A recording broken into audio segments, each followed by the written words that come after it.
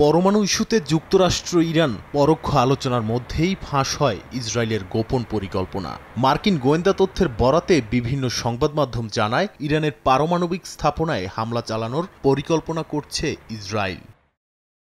এরই জেরে স্থানীয় সময় সোমবার এক সামরিক অনুষ্ঠানে ইরানের সেনাপ্রধান major general Abdur Rahim Musavi বলেন, ইসরায়েল অতটাও শক্তিশালী নয় যে ইরানের মর্যাদায় আঘাত করতে পারে, আর ইরান এমন এক শক্তি যারা চাইলে ইসরায়েলও তার পৃষ্ঠপোষকদের ভয়াবহ পরিস্থিতি তৈরি করতে পারে।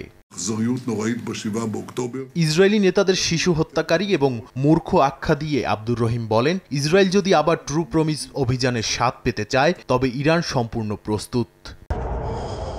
গত বছর ট্রু প্রমিস 1 ও 2 অভিযানে ইরান শত শত ব্যালিস্টিক ক্ষেপণাস্ত্র ও ড্রোন ব্যবহার করে ইসরায়েলের সামরিক ও গোয়েন্দা স্থাপনায় হামলা চালায়। দেশটির দাবি, তখন ইরানের মোট সামরিক শক্তির মাত্র 1/4 ব্যবহার করা হয়েছিল। নাদিম মারজান, সময় সংবাদ।